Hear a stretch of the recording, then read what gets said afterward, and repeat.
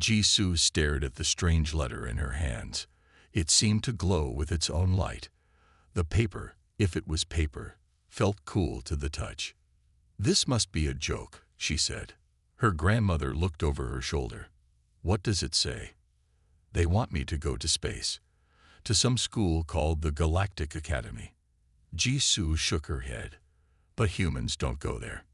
No human has ever gone there." The small apartment in New Seoul was quiet except for the hum of the air filter. Outside, the sky was gray with morning fog. It was a normal day. Until now. There was a knock at the door. Jisoo's grandmother opened it. A tall man with blue-tinted skin stood there. He wore a simple black suit that seemed to absorb light around it. "I am Daho," he said with a small bow. "I am here to speak with Jisoo about the academy invitation." Jisoo stepped forward. "You're not human." "No," Daho said. "I am a diplomat from the Galactic Council. May I come in?" In their small kitchen, Daho explained, "The academy takes students from 27 advanced species. Humans are still considered new, but your test scores were unlike anything we have seen before." "Which tests?" Jisoo asked. She was only 17. She had taken regular school tests. Nothing special. "All tests," Daho said. "Your school uploaded your results as part of Earth's data sharing agreement. The pattern of your answers caught the attention of the Academy's search system." Jisoo's grandmother frowned. "Why her? There are smarter students." "It is not about being smart in the usual way," Daho said. "Jisoo sees math and physics differently. She finds answers without showing the steps. The Academy is very interested in how her mind works." Jisoo thought about the math problems that came to her in dreams, how she often knew answers before her teachers explained them, how numbers sometimes looked like colors to her. "Will I be the only human there?" she asked. "Yes," Daho said. "The first." Later that day, an official from Earth's space program called. "This is a trap," he warned. "They just want to study you. They think humans are simple animals. You'll be like a zoo exhibit." Jisoo thought about it all night, about being the first human to see the famous academy, about showing those advanced aliens what humans could do. In the morning, she told her grandmother her decision. "I'm going," she said. "Someone has to be first. Someone has to show them they're wrong about us." Her grandmother hugged her tight. "Then make them remember your name, Jisoo. Make them remember Earth." 2 days later, Jisoo packed one small bag and followed Daho onto a ship that would take her to the stars. The ship slowed as it approached Stratus. Jisoo pressed her face to the window. The academy wasn't on a planet. It was a huge ring floating in space, with buildings that shone like jewels. "We will dock in 10 minutes, said the ship's computer. Jisoo's heart beat fast. After 3 days in space, she would finally see the famous academy that no human had entered before. When the doors opened, a tall woman with gray skin waited for her. She wore a stiff blue uniform with many small badges. "I am Hyun," she said. "I will show you the academy." Her voice was cool, like she was talking to a child. Jisoo followed Hyun through wide halls filled with beings of all shades. Some had wings. Some had 4 arms. Some glowed with soft light. All of them stopped to stare at Jisoo. "Why are they looking at me?" Jisoo asked. "They have never seen a human before," Hyun said. "And many wonder why you are here." They came to a small room with a bed and desk. "This is yours," Hyun said. "Classes start tomorrow. You will begin with basic science." "Basic?" Jisoo frowned. "But I already know advanced physics." "Humans think they know physics," Hyun said. "But what you call advanced, we teach to children. You must start at the beginning." After Hyun left, Jisoo sat on her bed, trying not to cry. Maybe the Earth officials were right. Maybe she was just here as a sample of a primitive species. The door opened, and a bird-like being with golden feathers and large eyes stepped in. "Hello, I am June. I live next door," the being said in a musical voice. You are the human everyone is talking about. Jisoo nodded. I'm Jisoo. Jun tilted his head. Many students say humans should not be here. They call you a cosmic accident. A what? They say humans found space travel before your minds were ready, like giving a baby a starship. Jun's feathers puffed up. But I don't think that. I think it's good to have new species here. Jisoo felt a mix of anger and determination. We're not babies, and I'm going to prove it. Good, Jun said. I will help you. First, you need to see the library. It has all the real knowledge, not just what they teach in basic classes. The next day, Jisoo went to her first class. The teacher, who had skin like blue glass, handed her a tablet. Today we learn the true nature of atoms, he said. Jisoo looked at the screen. The information was wrong. It didn't match what she knew about physics. But when she raised her hand to ask why, the teacher ignored her. This is going to be harder than I thought, Jisoo whispered to herself. For a week, Jisoo sat quietly in her classes. She tried to understand why the teachers taught things that seemed wrong to her. In quantum mechanics class, the numbers just didn't add up. This equation can't be right, she whispered to herself during Director Min's lecture. The tall, thin teacher with 6 fingers on each hand was explaining how energy moved between stars. After class, Jisoo waited until the other students left. Director Min, may I ask a question? She said. The teacher looked down at her with 3 blinking eyes. Yes, human. The equation you showed us today, I think there's a mistake. Jisoo pointed to her tablet. If you solve it this way, the energy would leak out. Stars would die too fast. Director Min's face hardened. You misunderstand because your human mind is too simple. Go back to your studies. That night, Jisoo couldn't sleep. The wrong equation kept floating in her mind. She got up and turned on the light. She took paper from her desk and began to write. Numbers and shapes flowed from her pen. She didn't think about what she was writing. It just came out, like the paper was pulling the math from her fingers. Time passed, but Jisoo didn't notice. The math was so clear to her now. It was like music or a beautiful picture. Jisoo. Jun's voice broke her focus. Light was coming through the window. Morning had come. Jisoo looked up, blinking. Her room was covered with papers full of equations. They were taped to the walls and spread across the floor. Some numbers glowed faintly in the air. The tablet had made them into floating 3D images. What happened? Jun asked, feathers standing up in surprise. I fixed the equation, Jisoo said slowly. She felt tired but happy. I found where the energy was going. Jun picked up one of the papers. This is not basic math. This is.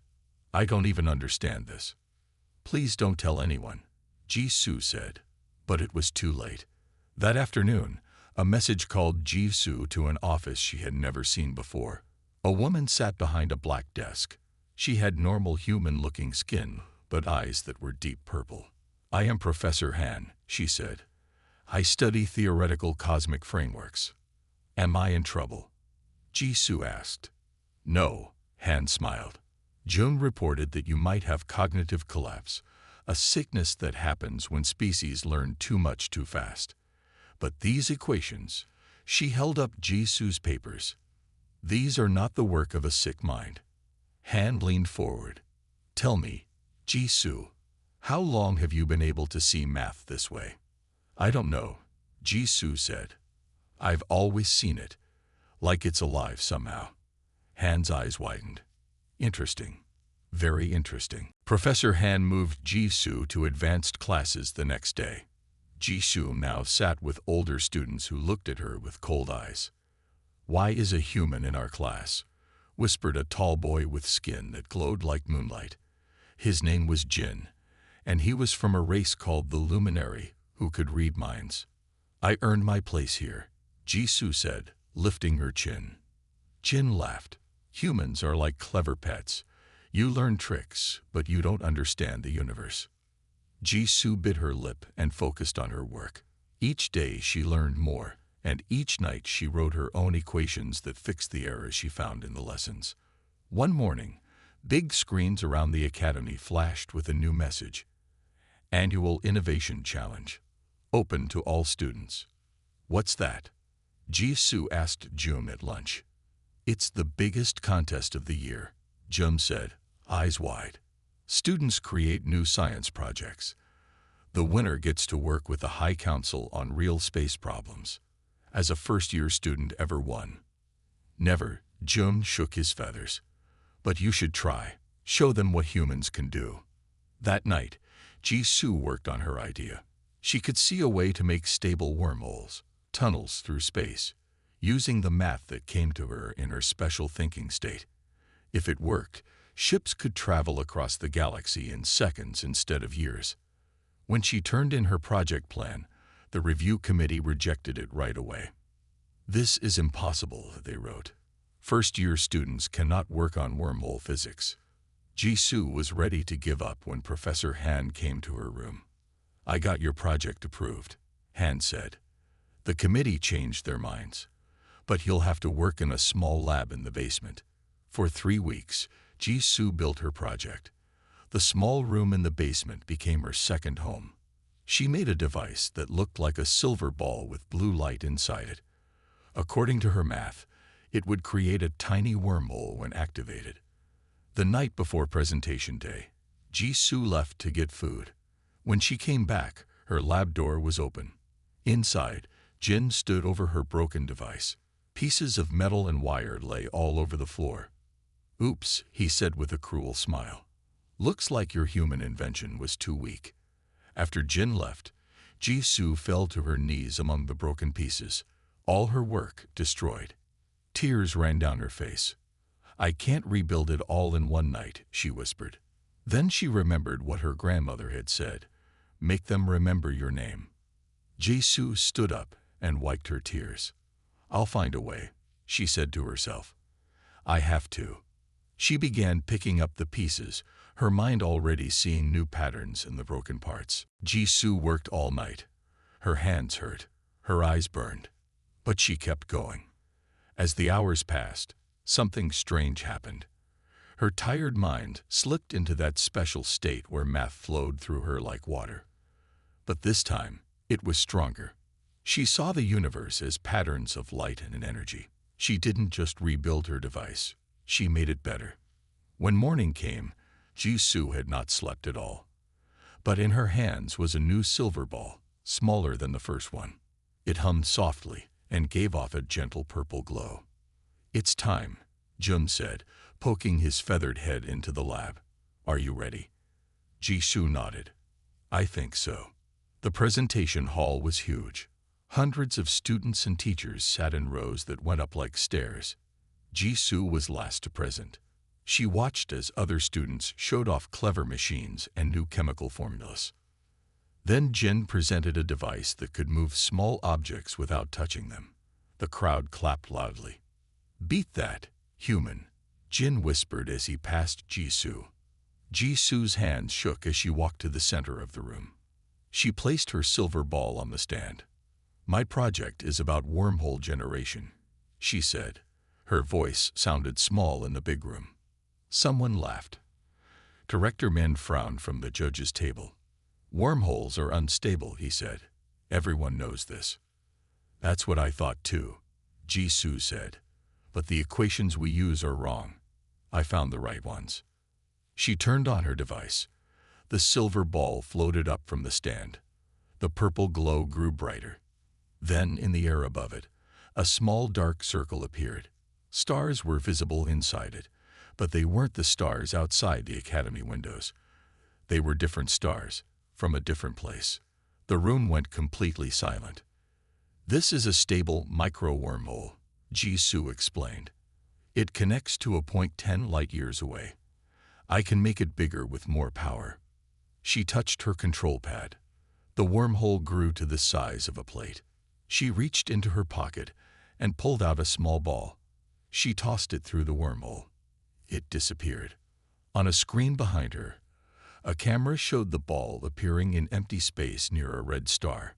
That's Proxima Centauri, Jisoo said. 10 light years from here. The silence broke. People started talking all at once. Some stood up. Some pointed. The judges huddled together, whispering urgently. Director Min stared at Jisoo with new eyes. He no longer looked angry. He looked afraid. When the voting was done, Jisoo had won by the largest margin in Academy history. Later, as students crowded around to congratulate her, Director Min approached.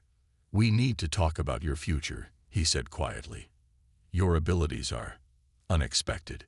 Jisoo smiled. "I'm just getting started." Jisoo became famous overnight. Students who had ignored her now wanted to be her friends. Teachers who had looked down on her now invited her to special meetings. But something felt wrong. Jisoo noticed people watching her when they thought she wasn't looking. One evening, Professor Han came to her room. "We need to talk," Han said. "Not here. Follow me." They walked to a part of the academy Jisoo had never seen before. The walls here were older, made of real stone instead of the shiny metal used everywhere else.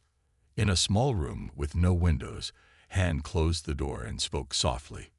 "You weren't invited here by accident, Jisoo. We've been watching Earth for a long time." Jisoo frowned. "What do you mean?" "Most species see math as a tool, but a few, like humans, see it differently. Like it's alive." Han's purple eyes seemed to glow in the dim light. "The Academy doesn't admit humans because they're afraid of how you think." Afraid of humans. Jisoo couldn't believe it. "Not all humans, just the ones like you." Han showed Jisoo a small screen. "There was another species once, the Nari. They saw math like you do. Look what happened to them." The screen showed pictures of beautiful cities and strange ships. Then nothing, just empty planets. "Where did they go?" Jisoo asked. "They disappeared. All records of them were erased except these secret files." Jisoo felt cold. "Why are you showing me this?" "Because Director Min asked me to help him understand you better. He's taking you to the archives tomorrow." Han looked worried. "Be careful what you say to him." The next day, Director Min led Jisoo deep under the academy. They entered a vast room filled with glowing cubes. "These hold all the knowledge of the 27 ascended species," he said proudly. As they walked, Jisoo noticed a section blocked off by a black wall. "What's there?" she asked. "Old records, nothing important." But his 3 eyes blinked rapidly, which Jisoo had learned meant he was lying. That night, Jisoo couldn't sleep. She found Hyun in his office. "What happened to the Nari?" she asked without saying hello. Hyun's gray face turned pale. "Where did you hear that name?" "Professor Han showed me pictures. They thought about math like I do. Then they disappeared." Hyun stood up and checked if anyone was listening. "Some knowledge is kept dormant for the safety of all," he whispered. "Be careful, Jisoo. Pretend to be less than you are." That night, Jisoo had strange dreams. Equations spoke to her like they were alive. When she woke up, a message glowed on her tablet. "They're watching you. The math you see can change everything. Some don't want change." The message disappeared before she could reply. 3 days after Jisoo won the challenge, a golden message arrived. It floated in the air above her desk, spinning slowly. "The High Council of Galactic Races requests your presence." Jun read over her shoulder. His feathers stood up in surprise. "This never happens to students." "Who are they exactly?" Jisoo asked. "The most powerful beings from all 27 ascended species. They rule everything." Jun's voice dropped to a whisper. "No one says no to the council." The next morning, Jisoo wore her best uniform as Hyun led her to a massive door made of black stone. It opened silently. Inside was a round room, with seats rising up like a bowl.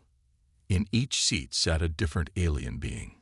Some were huge, some tiny. Some glowed with inner light, while others seemed made of shadow. "Bring your device," said a voice that seemed to come from everywhere. Jisoo placed her silver ball on a platform in the center of the room. "Explain how it works," commanded a tall figure with skin like polished wood. Jisoo took a deep breath. "It creates stable wormholes by balancing the energy flow between." "Impossible," interrupted another council member. "The equations do not allow it." "The standard equations are wrong," Jisoo said. She used her tablet to show the correct math. "See this part? Energy doesn't vanish. It moves into what I call the background layer." The council members looked at each other. Some seemed angry. In the highest seat, Jisoo saw someone who looked like an older version of Jin. "This must be the luminary representative." "What is this background layer?" the luminary asked, voice cold. "It's like..." Jisoo searched for simple words. "It's a field that connects everything. I think it might be tied to consciousness itself." The room went completely silent. Jisoo continued, "I made a small device that can detect this background consciousness. Would you like to see?" "End this demonstration immediately," the luminary said. Other council members nodded quickly. As guards led Jisoo out, she noticed their hands were shaking. They were afraid of her ideas. That night, Jisoo couldn't sleep. Someone knocked softly on her door. She opened it to find a small person in a cleaner's uniform. "I'm Subin," the stranger whispered. "May I come in?" Once inside, Subin removed a mask, revealing a face with golden patterns under the skin. "You're not academy staff," Jisoo said. "I'm Mary," Subin said, "one of the last." Jisoo gasped. "But the records said you disappeared." "We were forced into hiding, because we discovered what you're discovering." Subin touched Jisoo's silver ball gently. "The connection between math, energy, and consciousness. Why is everyone so afraid of this idea?" Subin's eyes were sad. "Because it changes who has power.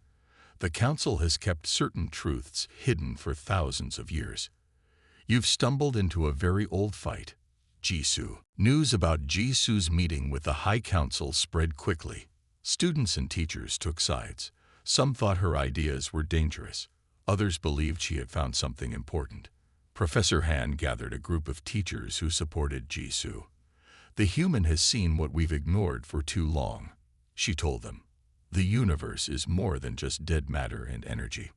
But Director Min led those who feared Jisoo's discoveries. "Such ideas could destroy the order we've built over thousands of years," he warned.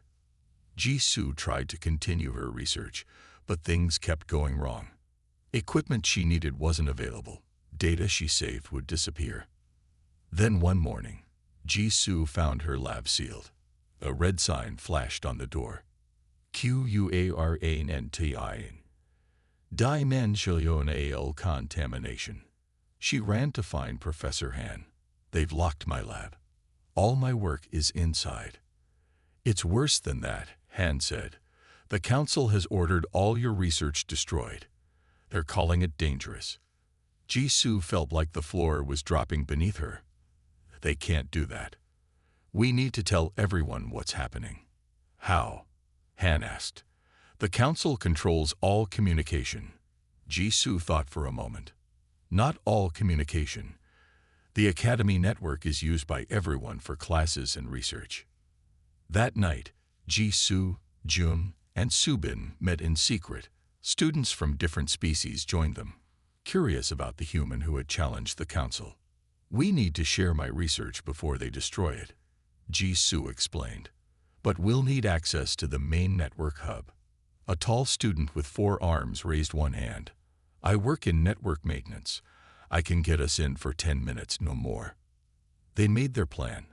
The next day, while most people were at lunch, the group moved quickly through empty halls to a room filled with humming machines. "Hurry," the 4-armed students said. "Security will notice soon." Jisoo connected her tablet to the main system. "I'm sending everything. My equations, my test results, and my theory about consciousness as a cosmic force." Alarms began to sound as she finished the upload. Her complete research went out to every screen in the academy. Students stopped to watch as her words and equations filled their tablets and wall displays. Consciousness is not just in our brains, her message read. It's a fundamental force, like gravity or light. Certain technologies can connect with this force, changing how we understand everything. Jisoo and her friends ran back to their rooms before security arrived. But it was too late to stop the message. Everyone had seen it. That evening, a group of security officers came for Jisoo. "You're to be detained until transport back to Earth can be arranged," they said. But as they led her away, Jun appeared with a large group of students and teachers. "We want to hear more," someone called out. "Let her speak." The security officers looked at the growing crowd of students and stepped back, uncertain what to do. "Let her go to the observatory," Professor Han said, stepping forward. "Let her show us what she's found." The crowd moved like a wave, carrying Jisoo with them. More people joined as they walked through the academy halls. Even some who had doubted her came to see what would happen. Jisoo led them to the great observatory at the top of the academy's tallest tower. The huge glass dome showed the stars above, bright and clear. "I need parts," Jisoo said. Students who believed in her brought pieces of equipment. Some ran to labs to get special tools. Others stood guard at the doors. Working quickly, Jisoo built a new device. It was larger than her silver ball, but based on the same idea. In the center, she placed a crystal that Subin had given her. "This is from my world," Subin had told her. "It helps focus the connection." Security forces pounded on the locked doors. Through the windows, Jisoo could see ships approaching. The council was sending more guards. "We don't have much time," Jun said nervously. Jisoo finished connecting the last wire. The device hummed to life, glowing with soft blue light. "This won't hurt anyone," she promised the crowd. "It will just let you see what I see." She turned it on. A wave of energy moved outward, invisible but felt by everyone. It passed through the walls of the observatory, spreading throughout the academy. People gasped. Their eyes widened. For a moment, everyone could see what Jisoo saw. Math wasn't just numbers. It was alive. It connected everything. The universe wasn't cold and dead. It was awake and aware. The doors burst open. Council guards rushed in with weapons ready. But they stopped, confused. Many of them had felt the wave too. Some lowered their weapons, looking at the stars with new eyes. The head of the council, the old luminary who looked like Jin, walked slowly into the room. "You have changed things that should not be changed," he said to Jisoo. "Knowledge isn't something to fear," Jisoo answered. "It's something to share." In the days that followed, the academy changed. The council tried to stop what had happened, but it was too late. Too many had seen the truth.